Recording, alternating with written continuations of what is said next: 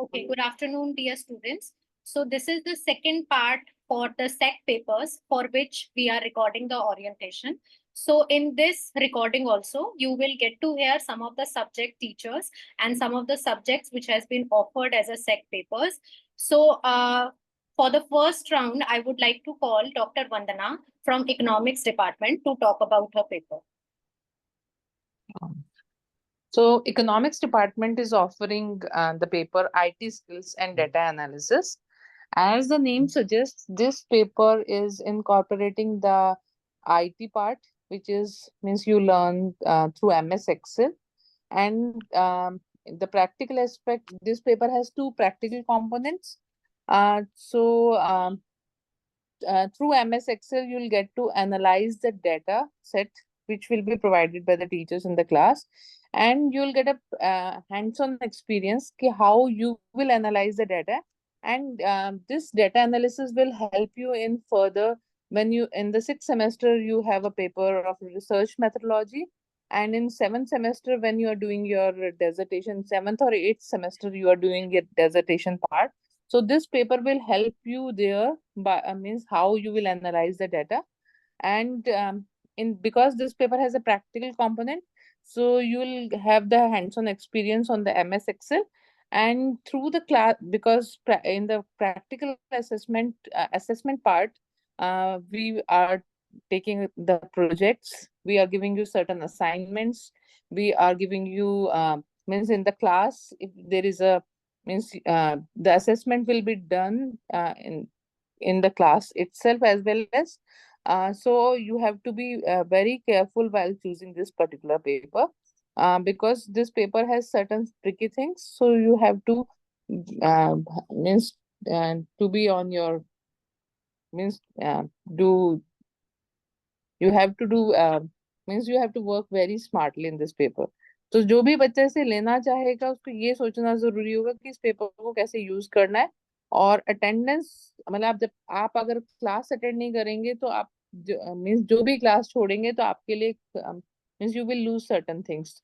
तो इसलिए बेटर होगा कि आप लोग क्योंकि असेसमेंट का पार्ट आपकी क्लास अटेंडेंस भी असेसमेंट का पार्ट है, तो इसलिए आप लोग क्लास अटेंड मीन्स इस पेपर को अगर चूज करते हैं तो आपको प्रैक्टिकल एक्सपीरियंस तो मिलेगा ही मिलेगा, साथ में आप MS Excel में आपकी प्रोफिशिएंसी भी बढ़ जाएगी जो आपको लेटर ऑन आपकी लाइफ में यूजफुल होगी। So this is the paper which is being offered by the economics department. Okay, thank you, Dr. Vandana. Now I would like to call Dr. Alok from Commerce Department to talk about his paper. Alok, sir? Am I audible? Yes, sir, you are audible. Hello? Yes, sir, you are audible. All right, great. Okay, thank you. Thank you, ma'am. Students, I am Alok from Commerce Department. Before I move further with regard to the details about the subject and what are the advantages, let me clarify one thing. I may or may not be teaching this paper, so please don't get misguided or guided by what I'm saying. I'm giving you a brief insight into the paper and the advantages that you are going to get as a result of studying this paper. All right. So, देखो, studying this specific paper has two advantages at the outset. The first advantage is you will get to know a little bit about the basics of marketing, and of course, details about what digital marketing is all about.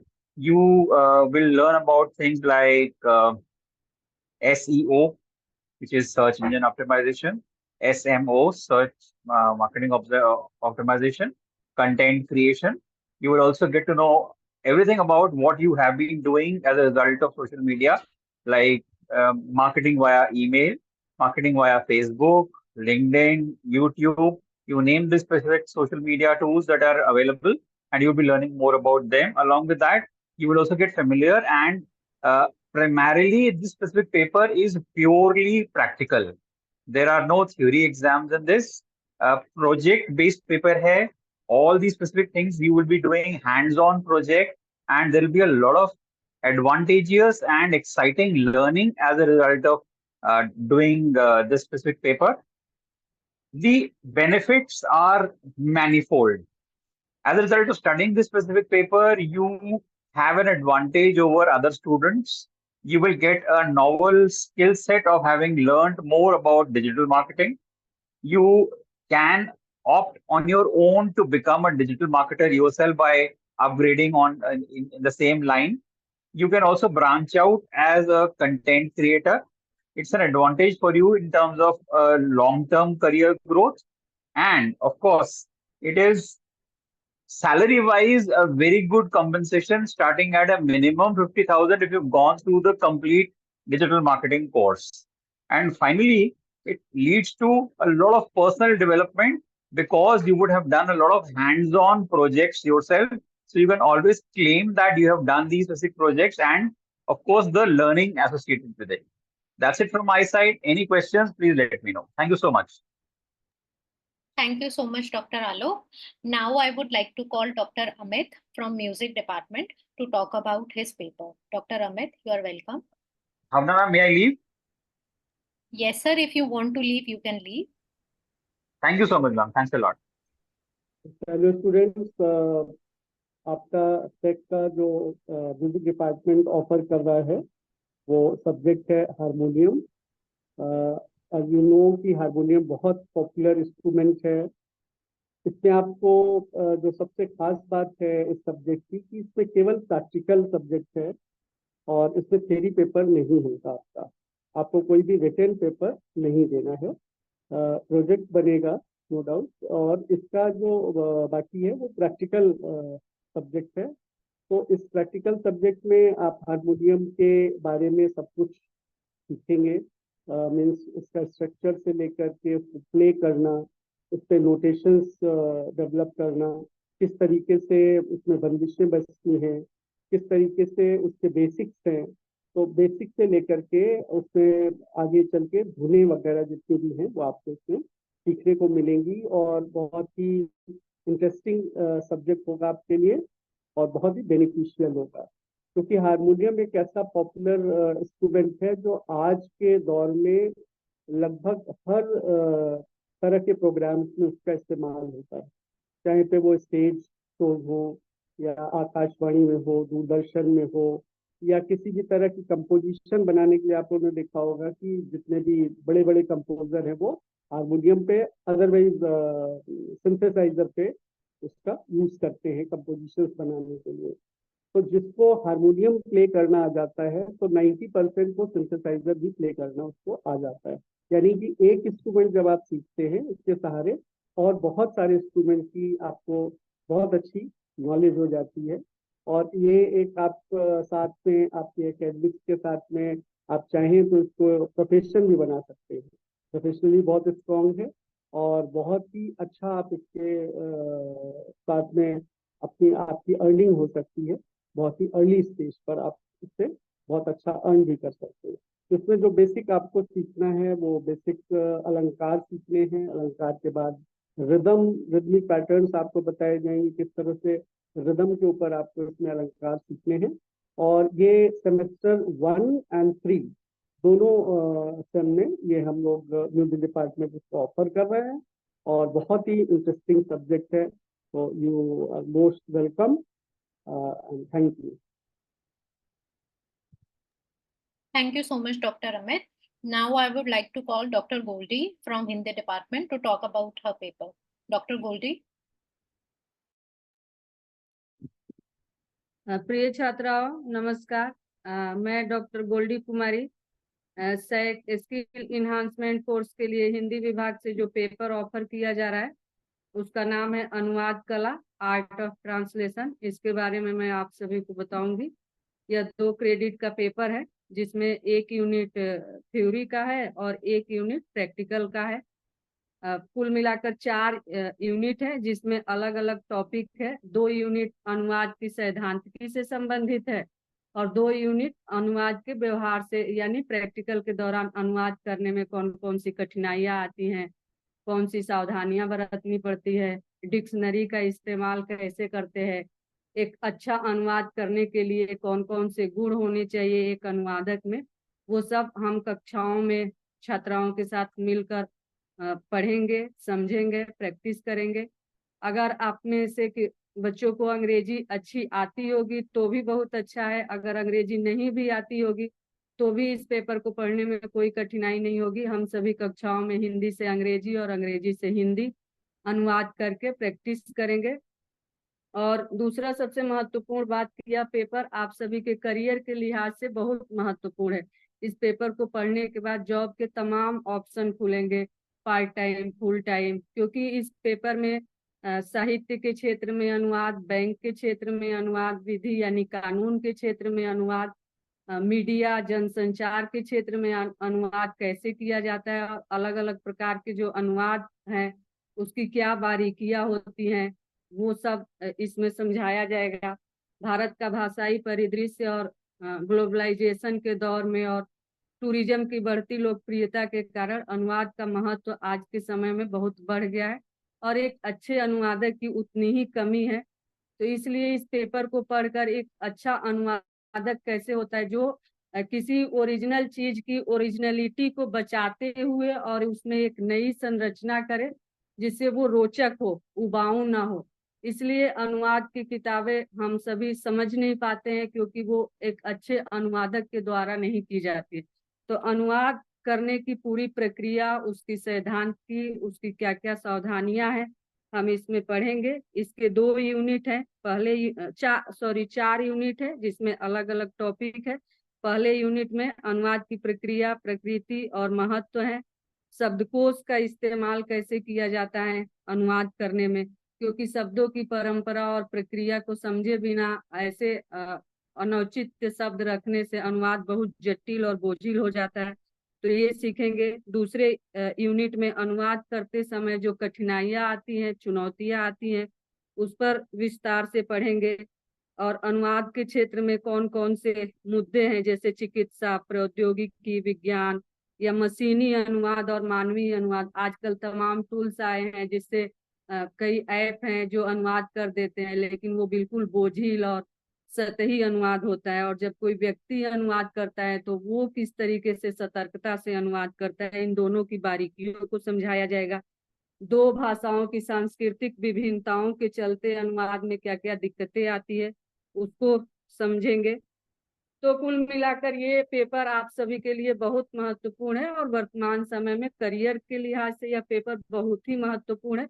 इसको पढ़ने के बाद आप घर बैठे या कोई और काम करते हुए भी रोजगार प्राप्त कर सकते हैं और आपके लिए करियर के कई विकल्प खुल जाएंगे। धन्यवाद, नमस्कार। धन्यवाद Goldie ma'am. Now I would like to call Dr. Gopal from Hindi department to talk about another subject which has been offered by the same department. Gopal sir. Thank you, ma'am. I am audible. जी sir, आपकी आवाज आ रही है. जी sir. नमस्ते सभी को। जो मैं जिस कोर्स के बारे में चर्चा कर रहा हूँ वो है पटकथा लेखन। पटकथा लेखन बेसिकली है क्या है? पटकथा लेखन एक फिल्म का एक पार्ट है कि फिल्म के अंदर किस तरह कहानी चलती है, उस कहानी को लिखने की जो कला होती है वो पटकथा लेखन होती है। पटकथा शब्द से ही हमें देखने को मिलता है कि पट और कथा, मतलब पट यानी पर्दा और कथा मतलब कोई भी कहानी, मतलब कि जो पर्दे पर चलने वाली कहानी होती है उसे हम पटकथा लेखन बोलते हैं, ठीक है, या उसे पटकथा बोलते हैं। तो पटकथा वो होती है जो नॉर्मली कहानी से अलग होती है, जो फिल्मों के अनुकूल जिस कहानी को हम चर्चा में लाते हैं या फिल्म जगत में लेकर आते हैं, उस कहानी को हम पटकथा बोलते हैं। अब इम्पोर्टेंट चीज ये है कि पटकथा कहानी को किस तरह इंटरेस्टिंग बनाया जाए।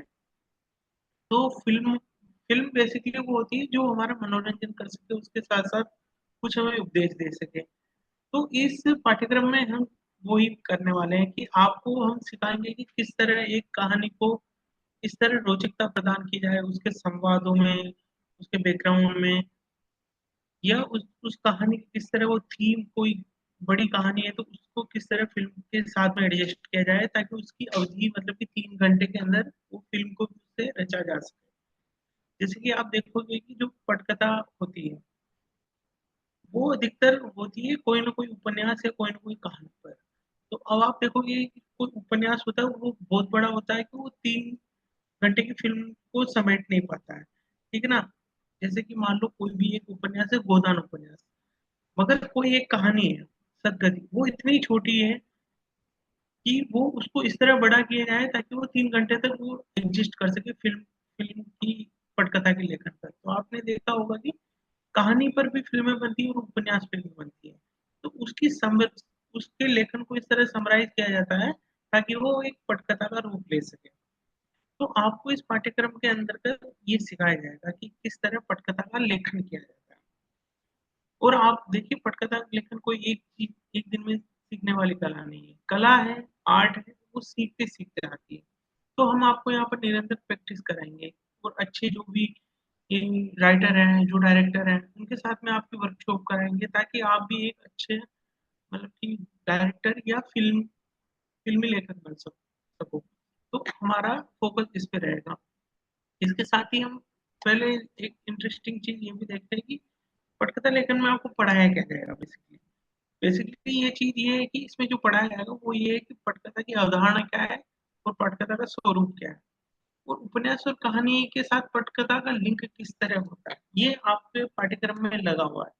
इसके साथ ही हम आपको बताएँगे कि फ़िल्मों की पटकथा किस तरह अलग होती है टीवी या धारावाहिक की पटकथाओं से और आपको बताएँगे कि हिंदी साहित्य के साथ या भाषा के साथ पटकथा का क्या संबंध होता है। हम इसे पढ़ रहे हैं, हिंदी से पेपर में आप पढ़ रहे हैं तो हम क्यों पढ़ रहे हैं?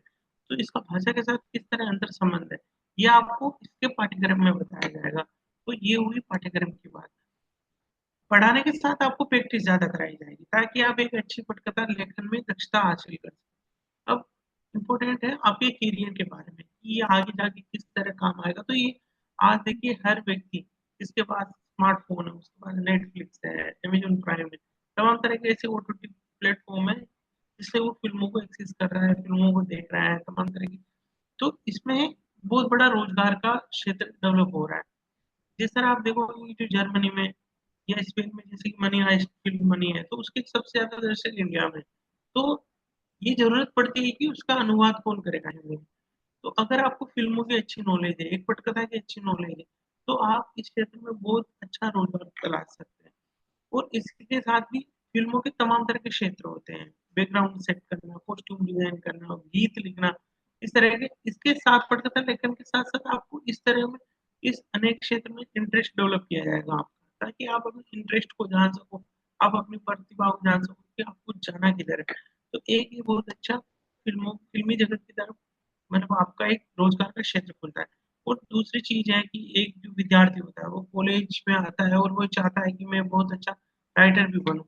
तो आप देखोगे कि फ़िल्म के बहुत सारे रिव्यू अखबारों में या ऐसे बहुत सारे ओटीटी प्लेटफ़ॉर्म्स होते हैं या नॉर्मली कोई भी वेबसाइट होती है, उसपे हम रिव्यू लिखते हैं ताकि जो दर्शक होते हैं, जो पाठक होते हैं, वो उसे देखते और पढ़ते हैं और उससे फ़िल्म का अनुमान लगाते हैं कि फ़िल्म कैसी है। तो आपके अंदर जो प्रतिभा है, एक रिव्यू देने की, फ़िल्म को देखकर रिव्यू देने की, वो प्रतिभा आपके अंदर विकसित की जाएगी। आपको बताया जाएगा कि किस फ़िल्म का एनालिसिस किस तरह करें। तो आप अच्छा रिव्यू लिखकर भी अखबारों में या तमाम तरह की ऐसी कंपनियों में आप बहुत अच्छा रोज़गार हासिल कर सकते हो। उसके साथ-साथ ये है कि गोपाल सर फ़िल्मी आपका जगत में बहुत सारे गोपाल सर हेलो, इंटरप्ट, आपका टाइम खत्म होने वाला है, आप वाइंड अप कर दीजिएगा, ठीक है? ठीक है। हाँ, तो यही है आपको मतलब कि ये करियर के बारे में इस तरह की बहुत सारी संभावना है। तो आप मतलब पटकथा लेखन को लीजिए। मैं आपको विश्वास दिलाता हूँ कि हमारे कॉलेज में आपको अच्छे से पढ़ाया जाएगा, अच्छे से सिखाया जाएगा, ताकि आप फ़िल्मी दुनिया में आप प्रवेश कर सकें। Thank you. Thank you Gopal sir.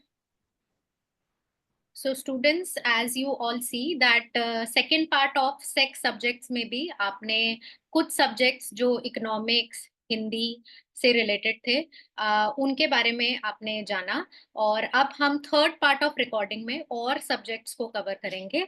So thank you so very much और बार बार आपको कहा जा रहा है इन रिकॉर्डिंग्स को अच्छे से सुनिएगा बिफोर ऑप्टिंग एनी ऑप्शन, चाहे वो जीई की रिकॉर्डिंग्स हो, चाहे वो सेट की हो या वैक की हो, तो आप ढंग से इन ओरिएंटेशन की रिकॉर्डिंग्स को सुनिए और उसके बाद ही आप चूज करिए कौन सा सब्जेक्ट आप चूज करना चाहते हैं। Thank you so much.